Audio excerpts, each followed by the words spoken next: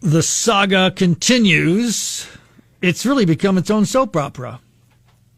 That record 50th home run ball of Shohei Ohtani.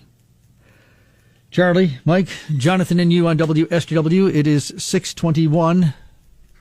The story, which began because a person claimed the ball and was ready to auction it off, but a young person said, nope, I had partial possession of that ball, and so it belongs to me too, file a lawsuit.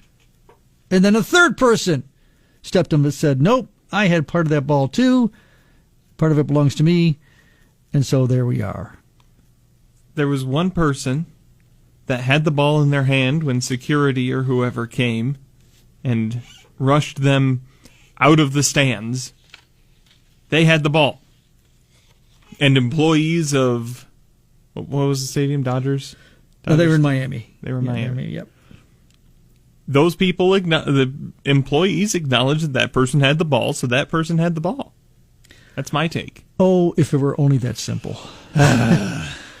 So Chris, I'll use names here, is the man who came away with the ball in both hands.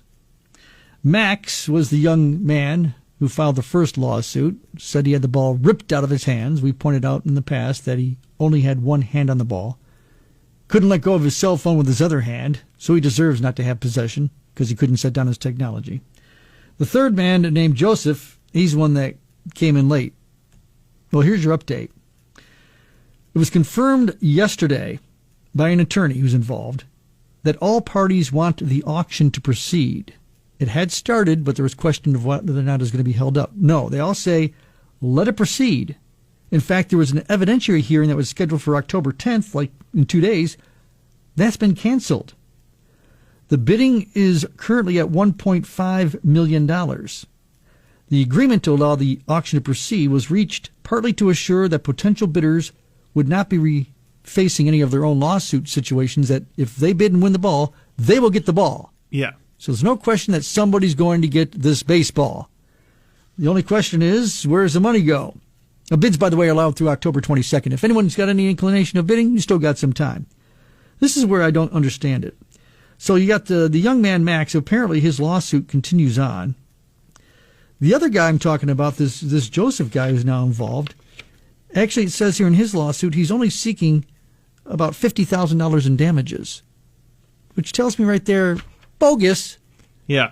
If this ball might go for a couple of million and you're only suing for $50,000, you're just out for a little. You want somebody to make you go away. Yeah, is what you're out there. And furthermore, in his lawsuit, he says he was firmly and completely able to grab the ball in his left hand while it was on the ground. He says an unknown fan wrongfully jumped over the railing, jumped onto him, and attacked him, causing that ball to come loose and roll into the hands of the defendant. Chris. I disagree. So, once again, I call up the video. Yeah. And we'll watch it here in studio together. And I remember this video. I'm going to find a little different video. Ooh. One from just a little further away, trying to find out if we can find somebody jumping over the railing and jumping. So you're going to see here in this video, I'll even give you the audio. Here comes the ball coming over. Here comes the scramble. Go in there.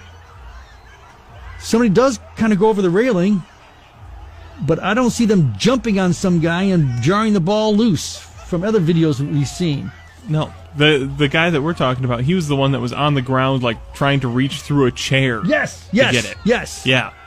And as your point was first noted, here comes the man with the ball in two hands, and he was escorted out, and he's the one that's got the baseball. Possession being 9/10 of the law at that point. What are the rules of baseball concerning possession of the ball? I don't know if there are any rules. It's basically be prepared for balls coming into the stands and be safe. Like for the players. Oh, for the players. When is a player in control of the ball? Maybe that's how we should decide this. We need to get an umpire to watch the videos. We need. There we you need a go. video review from the umpires. That's what we need.